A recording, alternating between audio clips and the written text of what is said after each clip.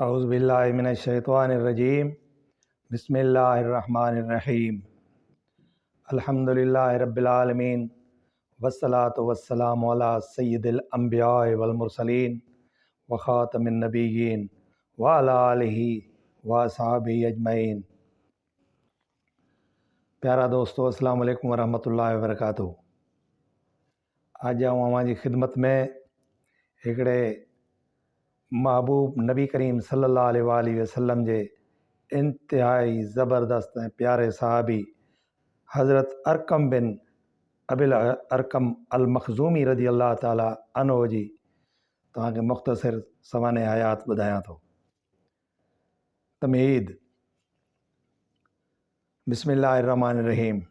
इस्लाम जी हयात आफ़रीन, हयात बख़्श ऐं हयात अफ़ज़ा तालीमात जी तदरीस, तबलीग ऐं तरवीज लाइ गुज़िरियल 14 सदियुनि में धरती जे सभिनी गोशनि में अकीचार इदारा ऐं तरबियत गाहूं क़ाइमु थियूं। मके ऐं मदीने खां पोइ कूफ़ो ऐं बसरो, दिमश्क ऐं बगदाद, काहिरा ऐं कीरवान, मरू ऐं समरकंद, बलख ऐं बुखारा, ठट्टो ऐं दहली ऐं ॿिया शहर इस्लामी तालीम ऐं तदरीस जा मर्कज़ बणिया। कुर्तबा खां वठी जकार्ता ताईं फैलियल ख़ित्ते अर्ज़ी जे बस्तियुनि ऐं बरनि में, शहरनि ऐं वाहणनि में, रेगिस्ताननि ऐं कोहिस्ताननि में अणॻणिया इदारा, मस्जिदूं, मदरसा, यूनिवर्सिटियूं, ज़ाविया, ख़ानकाहूं ऐं तरबियत गाहूं मिलंदियूं, जन क़ुरानी तालीमात खे फैलाइण लाइ पंहिंजे अंदाज़ में अज़ीम कारनामा सर अंजाम ॾिना आहिनि। पर अव्हांखे ख़बर आहे त रूए ज़मीन ते अहले इस्लाम जी पहिरीं पनाहगाह किथे क़ाइमु थी, उनजो बानी केरु हो, उनजी तरबियत गाह कहिड़ियूं शख़्सियतूं पैदा कयूं? हिननि सवालनि जो जवाबु इहो आहे त उन तरबियत गाह जो नालो दारे अरकम हो। उहा मके जे शहर में सफ़ा वारी टकरी जे मथां हुई। उनजा बानी ऐं मुरबी ख़ुदि हुज़ूर रसूलुल्लाह सल्लल्लाहु अलैहि वसल्लम जन हुआ।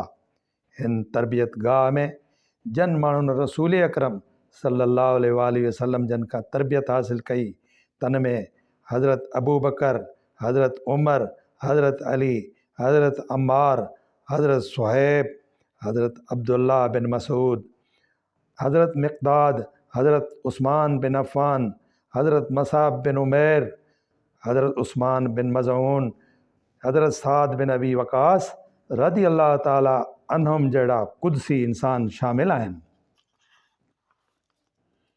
इंसानियत जी तारीख़ दारे अरकम जे मुरबी जहिड़ो ॿियो मुअल्लिम ऐं हिननि हक़ जे तालिबनि जहिड़ा मुतालिम पैदा न करे सघी आहे। जंहिं शख़्स इस्लाम जी पिरह फुटी वेले तमामु ख़ौफ़ ऐं ख़तरा सिर ते खणी तरबियत गाह जे क़याम लाइ पंहिंजी जाइ पाण करीमन सल्लल्लाहु अलैहि वसल्लम जे हवाले कई, उनजो नालो अरकम रज़ी अल्लाह ताला अन्हु हो। संदन नालो ऐं नसब। अरकम बिन अबिल अरकम बिन असद बिन अब्दुल्लाह बिन उमर बिन मखज़ूम। हिन जे वालिद जो नालो अब्द मुनाफ़ बिन असद हो, पर हू अबुल अरकम जी कुनियत सां मशहूरु हो।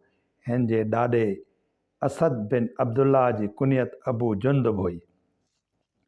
हिन जे वालिद जो नालो वालिदा जो नालो अमीमा बिनते हारिस बिन हबाला हो। हबाला बिन उमैर बिन गबशान हो।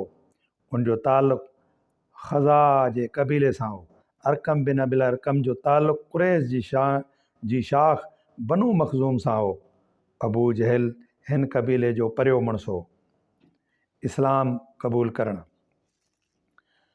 अरकम रज़ी अल्लाह ताला अन्हु उन्हनि माण्हुनि मां आहे जन बिल्कुलु इब्तिदाई आज़माइश वारे दौर में इस्लाम क़बूल कयो ऐं सभिनी आज़माइशुनि में साबित क़दम रहिया। हाफ़िज़ अबुल हसन तराबलसी लिखे थो त हज़रत अबू बकर सिद्दीक़ रज़ी अल्लाह ताला अन्हु इस्लाम क़बूल करण खां पोइ उस्मान बिन अफ़ान, तलहा, ज़ुबैर ऐं साद रज़ी अल्लाह ताला अन्हुम खे इस्लाम क़बूल करण लाइ आमादा कयो। तराबिलसी लिखे थो त ॿिए ॾींहुं उस्मान बिन मज़ून, अबू उबैदा बिन उल जराह, अब्दुर्रहमान बिन औफ़, अबू सलमा बिन अब्दुल असद ऐं अरकम बिन अबिल अरकम खे वठी आयो ऐं हिननि सभिनी इस्लाम क़बूल कयो। इब्न साद अरकम रज़ी अल्लाह ताला उन जे फ़र्ज़ंद उस्मान बिन अरकम रज़ी अल्लाह ताला अनहुमा खां हीअ रिवायत नक़ुल कई आहे त इस्लाम क़बूल करण वारनि में मुंहिंजे वालिद अकरम जो 7 नंबर आहे। अरकम जो 7 नंबर आहे। असदुल गाबा जो बयानु आहे त हिन आगाटो इस्लाम क़बूल कयो। चयो वञे थो त हिन जो नंबर 12 आहे।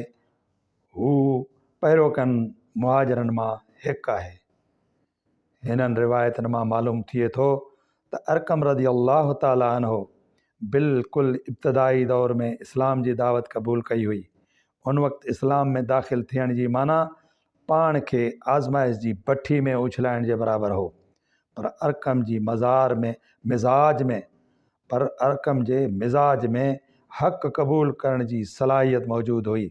इन करे जीअं ई हिन तौहीद जी दावत ॿुधी तीअं ई उनखे क़बूल करे वरिताईं।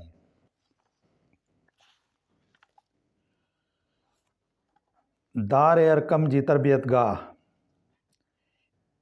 इब्न इसाक जो बयानु आहे त या अय्युहल मुदस्सिर सूरत जे नाज़िल थियण खां पोइ पाण करीमन सल्लल्लाहु अलैहि वसल्लम जन 3 सालनि ताईं ख़ामोशी सां इस्लाम जी तबलीग कई। उन ज़माने में जेको बि माण्हू इस्लाम क़बूल कंदो हो सो जबल जे लकनि ऐं ग़ारनि में लिकी वञी निमाज़ पढ़ंदो हो। हिकु भेरे साद बिन अबी वक़ास रज़ी अल्लाह ताला अन्हो ऐं के ॿिया असहाबी मके जे ॿाहिरां कंहिं जाबलु लक में निमाज़ पढ़ी रहिया हुआ त कुरैशनि हिननि खे ॾिसी वरितो। इबादत जे हिन नए तरीक़े खे निंदियाऊं ऐं मुसलमाननि खे छींभण लॻा। ॻाल्हि वधी वई ऐं झेड़ो थी पियो। साद बिन अबी वक़ास रज़ी अल्लाह ताला अन्हो उठ जो हिकु हॾो खणी हिकु मुशरिक खे मथे में हणी संदसि रत जी ठेंडी खोले छॾी। इस्लाम में इहो पहिरियों रतु वहायो वियो। उन्हीअ वाक़े खां पोइ रसूल करीम सल्लल्लाहु अलैहि वसल्लम जन खे इहा ज़रूरत पेश आई त का अहिड़ी जाइ हथु कजे जिते मुसलमाननि खे मुशरिकनि खां पनाह मिले, जिते हिननि जी तरबियत कई वञे ऐं जिते हू इबादत करे सघनि। अरकम बिन अबी अरकम रज़ी अल्लाह ताला अन्हो जेको उन वक़्तु नौजवान हो सो अॻे वधियो। कुरैशनि जे ग़ज़ब ऐं इंतिक़ाम खां बेपरवाह थी पंहिंजी जाइ रिसालत पनाह जे हवाले कयाई। हीअ जाइ दार अरकम जे नाले सां तारीख़ में मशहूरु थी ऐं हिन मज़मून जे मुंड में हिन जाइ जो ई ज़िक्र कयो वियो आहे। दार अरकम में ई पाण करीमन इहा दुआ घुरी हुई त उमर बिन ख़त्ताब या उमरो बिन हशाम याने अबू जहल मां को बि हिकु इस्लाम में दाख़िल थिए। इब्न कसीर लिखे थो त हुज़ूर जन अरबा जे ॾींहुं इहा दुआ घुरी जेका उमर बिन उल ख़त्ताब रज़ी अल्लाह ताला अन्हो जे हक़ में क़बूल थी ऐं ख़मीस जे ॾींहुं हू मुसलमान थी वियो। इब्न साद लिखे थो त रिसालत मां दार अरकम में इहा दुआ सूमर जी राति घुरी हुई ऐं सूमर जे ॾींहुं उमर बिन उल ख़त्ताब रज़ी अल्लाह ताला अन्हो इस्लाम क़बूल कयो।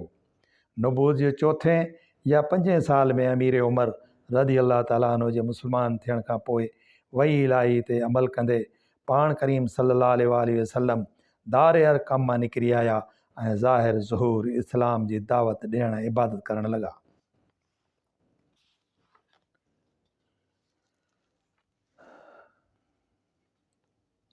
हिजरत ऐं मुआख़ात। जीअं त अरकम रज़ी अल्लाह ताला अन्हो बिल्कुलु इब्तिदाई दौर जे मुसलमान मां आहे। उन करे उन दौर में कुरैश तरफ़ां मुसलमाननि सां थींदड़ सभई ज़ुल्म ऐं अक़ूबतूं बर्दाश्त कयाईं। जॾहिं हुज़ूर जन सल्लल्लाहु अलैहि वसल्लम जन हिजरत जो हुकुम ॾिनो, तॾहिं पंहिंजो अबाणो घर छॾे यसरब याने मदीने आलिया जो रुख़ रखियाईं। उते पाण करीमन बनू ज़रीक़ जे महले में हिन खे रहण लाइ जॻह ॾिनी ऐं हिन उते पंहिंजो घर जोड़ायो। पर तारीख़ में शोहरत मदीने वारे दार अरकम खे न, पर मके वारे दार अरकम खे मिली। रसूलुल्लाह सल्लल्लाहु अलैहि वसल्लम अबू तलहा ज़ैद बिन सहल अंसारी सां हिन जी मुआख़ात याने भाईचारो करायो। जिहाद हक़ ऐं बातिल जी कशमकश शुरू थी त अरकम रज़ी अल्लाह ताला अन्हो रसूलुल्लाह सल्लल्लाहु अलैहि वसल्लम जी नुसरत जो हक़ बजा आंदो। हू बदर, उहद, खंदक, खैबर, हुनैन, तबूक ऐं ॿी हर उन्ही जंग में शरीक रहियो जंहिंजो हुज़ूर जन सल्लल्लाहु अलैहि वसल्लम हुज़ूर जन पाण कमांड कई। बदर जे माल गनीमत मां रसूलुल्लाह सल्लल्लाहु अलैहि वसल्लम हिन खे हिकु तलवार अता कई हुई। उहदो असदुल गाबा जो बयानु आहे त हुज़ूर जन सल्लल्लाहु अलैहि वसल्लम हिन ते ज़कात जमो करण जो कमु रखियो हो, जेको हिन कामयाबी सां अंजाम ॾिनो। ज़ुहद ऐं इबादत रसूल करीम सल्लल्लाहु अलैहि वसल्लम जन जे ज़माने में तोड़े खाउन पोइ हज़रत अरकम रज़ी अल्लाह ताला अन्हो पंहिंजो घणो वक़्तु इबादत में गुज़ारींदो हो। हिकु भेरे हिन बैतुल मुक़द्दस वञण लाइ तयारी कई ऐं रसूलुल्लाह सल्लल्लाहु अलैहि वसल्लम खां इजाज़त घुरियाईं ऐं पाण करीमन पुछियुसि, छा लाइ थो वञी? छा को ज़रूरी कमु या ज़रूरत या वापार जो इरादो अथई? अरकम रज़ी अल्लाह ताला अन्हो अर्ज़ु कयो, या रसूल अल्लाह सल्लल्लाहु अलैहि वसल्लम, आऊं बैतुल मुक़द्दस में वञी ख़ुदा जी इबादत करण थो घुरां। इन ते रसूल ख़ुदा सल्लल्लाहु अलैहि वसल्लम जन इरशाद फ़रमायो, मस्जिद हराम खां सवाइ ॿी कंहिं बि मस्जिद में जेका नमाज़ पढ़ी वञे थी, तंहिंजी भेट में मुंहिंजी मस्जिद में पढ़ियल नमाज़ जो 1000 दफ़न खां बि वधीक सवाबु मिलंदो। हुज़ूर जन सल्लल्लाहु अलैहि वसल्लम जी हिन कौल ॿुधण शर्त हिन सामान खोले छॾिया ऐं बैतुल मुक़द्दस ॾांहुं वञण जो इरादो तर्क कयईं। रसूल करीम सल्लल्लाहु अलैहि वसल्लम जन जे विसाल खां पोइ मदीने मां पीरीअ जे पाड़े खां परे न थियो। ॾींहं जो रोज़ा रखंदो हो ऐं रातिनि जो शौक़ सां ओजागा कढी इबादत कंदो हो। वफ़ात 83 सालनि जी उमिरि में सन 53 हिजरी में मदीने तैयबा में वफ़ात कयाईं। इब्न हजर अस्कलानी अल असाबा में ही रिवायत नक़ल कई आहे त अरकम रज़ी अल्लाह ताला अन्हो मुआविया रज़ी अल्लाह अन्हो जी ख़िलाफ़त वारे दौर में सन 55 हिजरी में वफ़ात कई। इन्ना लिल्लाहि व इन्ना इलैहि राजिऊन वमा अलैना इल्लल बलागुल मुबीन। प्यारा दोस्तों, ये प्यारे साहबे जी प्यारी मुख़्तसर हक़ीक़त तव्हांजी ख़िदमत में पेश कई आहे। उम्मीद तव्हांखे पसंदि ईंदी ऐं मुंहिंजो ही चैनल सब्सक्राइब कंदा ऐं दोस्तनि सां शेयर कंदा। अव्हांजा क़ुर्ब ऐं लाइक़। अस्सलामु अलैकुम वरहमतुल्लाहि वबरकातुहू।